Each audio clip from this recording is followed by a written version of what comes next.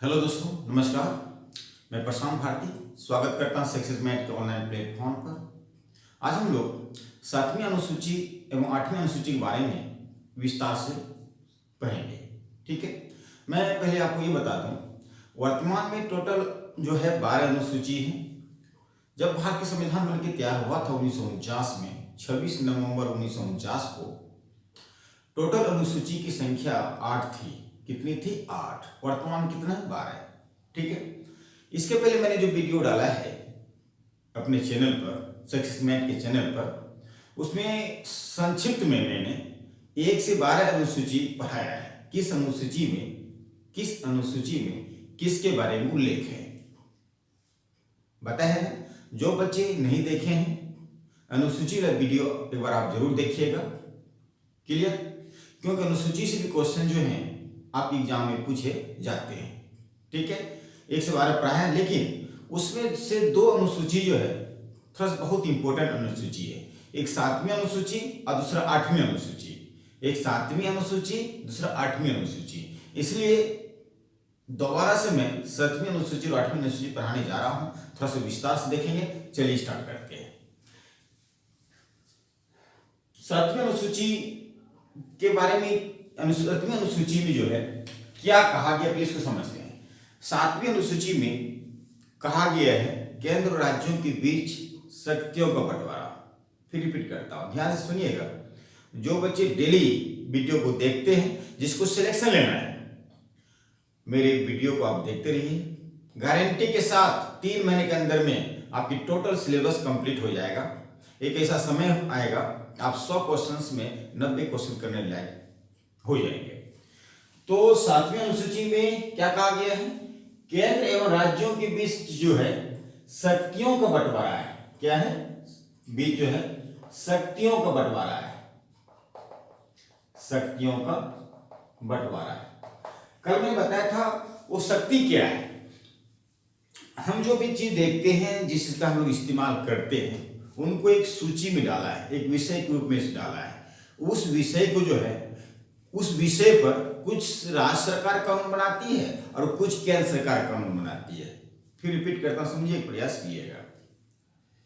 समझना आपको यह है कि सरकार सामान्यतः 2 प्रकार की है। सामान्यतः 2 प्रकार की। कौन कौन? एक केंद्र सरकार और दूसरा राज्य सरकार। आप लोग उत्तर प्रदेश सरकार के अंडर में है, मैं बिहार का रहने वाला हूं, तो मैं बिहार राज्य सरकार के अंडर में हूं। उसी प्रकार पूरे राज्य को जो हैंडल करता है उसका नाम है केंद्र सरकार। केंद्र सरकार का हेड कौन है? प्रधानमंत्री। आपके राज्य सरकार का हेड कौन है? आपके राज्य का हेड कौन है? प्राइम मिनिस्टर, चीफ मिनिस्टर, मुख्यमंत्री। यहां पे कुछ ऐसे विषय हैं, कुछ ऐसे वस्तु हैं, ठीक है, उस विषय वस्तु पर जो है वहीं के राज्य सरकार कानून बनाएंगे। क्लियर? कुछ ऐसे विषय हैं जो सिर्फ केंद्र सरकार ही कानून बनाएंगे। क्लियर? कुछ ऐसे विषय हैं जो दोनों मिलकर कानून बनाएंगे, राज्य सरकार और केंद्र सरकार। ठीक है, उसको कहते क्या है, थोड़ा सा आइए ध्यान दीजिए। जो केंद्र और राज्यों की शक्तियों को बंटवारा जो अनुसूची 7 में है, सबसे पहले उसको समवर्ती सूची के बारे में बात करते हैं, फिर राज्य सूची के बारे में पढ़ेंगे, फिर संघ सूची के बारे में पढ़ेंगे। उस शक्तियों को उन्होंने 3 पार्ट्स में डिवाइड किया। एक समवर्ती सूची के रूप में देखा गया, फिर राज्य सूची के बारे में, राज्य सूची, फिर संघ सूची। तो सबसे पहले समवर्ती सूची में क्या देखते हैं? कुछ ऐसे विषय है जो दोनों मिलकर कानून बनाएंगे, केंद्र सरकार और राज्य सरकार, और उसमें क्या क्या चीज आएगा वही आपको याद रखना है। क्योंकि क्वेश्चंस कई बार ऐसे पूछे जाते हैं, निम्नलिखित में से बिजली जो है किनका विषय है? बिजली पे कानून जो है, समवर्ती बिजली जो है, यह किसका विषय है? समवर्ती सूची का विषय है कि राज्य सूची का विषय है कि संघ सूची का विषय है? आप क्या देख रहे हैं? समवर्ती सूची में बिजली जो है, समवर्ती सूची में बिजली मतलब बिजली पे जो कानून बना सकता है, ये प्रावधान है दोनों मिलकर, राज्य सरकार और केंद्र सरकार दोनों मिलकर बिजली संबंधित कानून बना सकता है। वहीं शिक्षा संबंधित, ये जो शिक्षा देख रहे हैं, शिक्षा पे जो कानून है वो राज्य सरकार और राज्य सरकार और केंद्र सरकार दोनों मिलकर कानून बना सकता है। इसलिए शिक्षा को समवर्ती सूची में रखा है। समवर्ती सूची मतलब क्या समझ में आया? समवर्ती सूची का मतलब ये हुआ कि दोनों सरकार मिलकर कानून बनाए जिस विषय पर, उसको जो है समवर्ती सूची में डाल दिया। कौन कौन है इसको याद रख लीजिए, है बहुत सारे मतलब पहले तो 47 और 5 बढ़ा दिया होगा 52। समवर्ती सूची में पहले विषय था 47, अब कितना हो गया 52, 5 और बढ़ा दिया गया। शिक्षा, वन, बिजली, समाचार पत्र, श्रमिक और दीवानी एवं फौजदारी, इतने हैं। तो इतना याद नहीं रखना, मेन चीज याद रखना है। यदि इतना याद कर लेंगे तो यही सब इसी से पूछा जाता है ज्यादातर, मैं देखा हूं। अब वहीं बात करेंगे राज्य सूची के बारे में। राज्य सूची में क्या है, पहले इनके पास 66 विषय था, अब इसको घटा कितना कर दिया गया 61। अब इस टाइप क्वेश्चन पूछ लिया जाए, राज्य सूची में पहले कितना विषय था, पहले बोलेंगे 66 था, वर्तमान में कितना है 61। अब देखते हैं राज्य सरकार किन किन विषय पर कानून बना सकता है।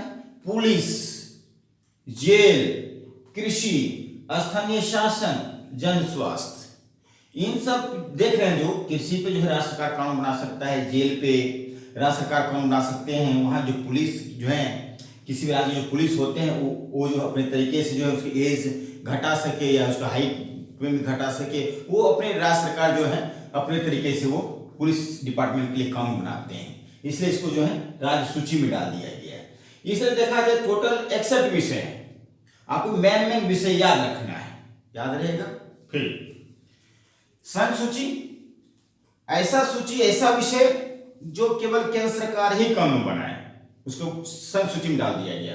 पहले था 97, अब है वर्तमान में 100। थोड़ा सा दिखाई नहीं पड़ रहा होगा, थोड़ा सा मैं जो बोल रहा हूं उस पर ध्यान दीजिएगा क्योंकि आज टेक्निकल प्रॉब्लम है। पहले 97 विषय थे, अब कितना है 100। और इसमें क्या क्या रखा गया, वायु परिवहन, रेल परिवहन, डाक, तार, मुद्रा बैंकिंग, परमाणु शक्ति, जल परिवहन, अंतरराष्ट्रीय शांति एवं समझौता, विदेशी मामले, जो ये सब कहाँ होगा, किस विषय का है, ये संघ सूची का विषय है। याद रहेगा, ये सब आप लोग नोट कर लीजिएगा। जो मैं बोला हूं उसको बार बार जो है बैक करके आप सारी बातें लिख लीजिएगा।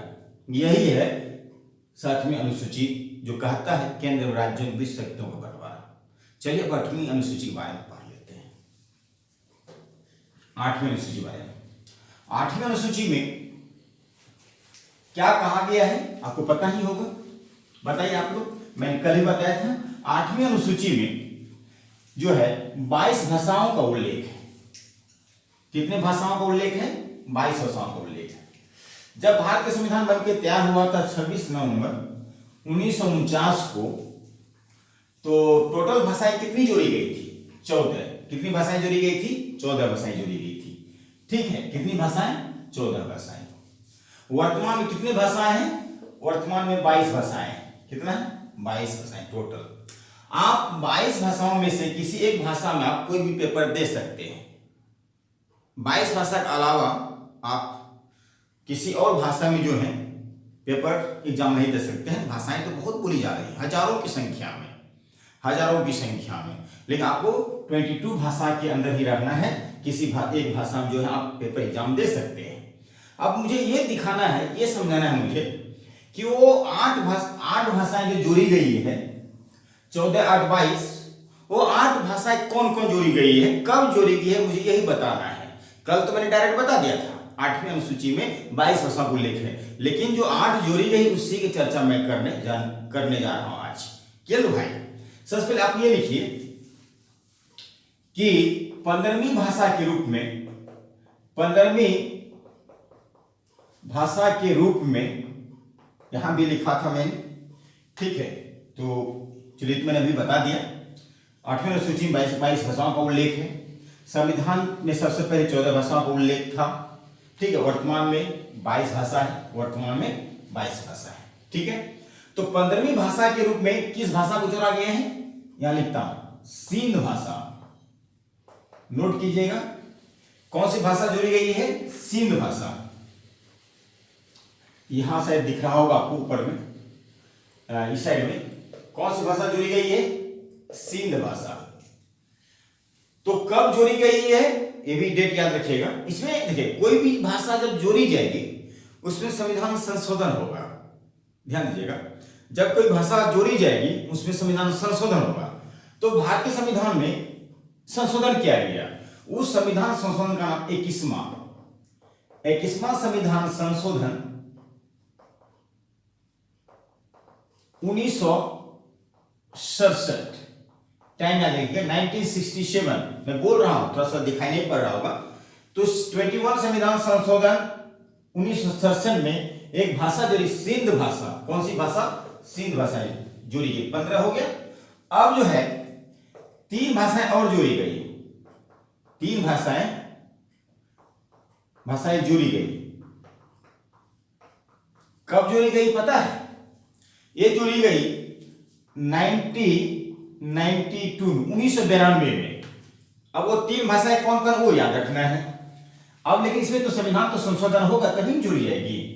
तो याद रखिएगा संविधान संशोधन हुआ है 71वां संविधान संशोधन 92। दिखाई पड़ रहा है ना? 3 भाषाएं पहले देखते हो, 3 भाषाएं कौन कौन है? एक है कोकनी, एक है नेपाली और तीसरा है मणिपुरी। ये 3 भाषाएं नजर आ रहा है, तो इधर तो दिखाई पड़ रहा होगा यहां पे। वो 3 भाषाएं देखिए कौन कौन है। फिर मैं लिखा है यहां पे कोकनी, मणिपुरी और नेपाली। ये 3 भाषाएं जोड़ी गई किस संविधान संशोधन 71, 71वां संविधान संशोधन कब? 1992। ठीक है, यही आपसे डायरेक्ट क्वेश्चन पूछा जाएगा। कोकनी भाषा जो है किस संविधान संशोधन के द्वारा भारतीय संविधान में जोड़ा गया? तो आप बोलेंगे 71वां संविधान संशोधन 1992। उसमें 3 भाषाएं कौन? कोकनी, नेपाली और मणिपुरी। तो कितना हो गया? 15 प्लस 3, 18 भाषा हो चुके हैं। कितनी भाषा हो गई? 18। अब 4 भाषाएं और जोड़ी जाएगी, 4 भाषाएं और जोड़ी जाएगी। ठीक है, वो 4 भाषाएं दिखेगा।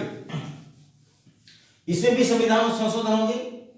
तो ऐसे लिखना है 92 संविधान संशोधन 2003 में 4 भाषाएं जोड़ी गई, 4 भाषाएं जोड़ी गई। वो 4 भाषाएं कौन कौन है ध्यान दीजिए, यहां लिख रहा हूं, दिखाई पड़ रहा होगा आपको।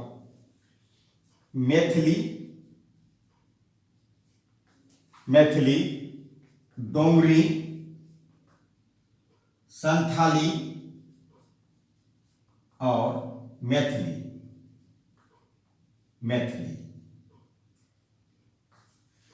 फिर रिपीट करता हूं, ध्यान, ये 4 भाषा को याद रखना है। मैथिली हो गया है, सॉरी,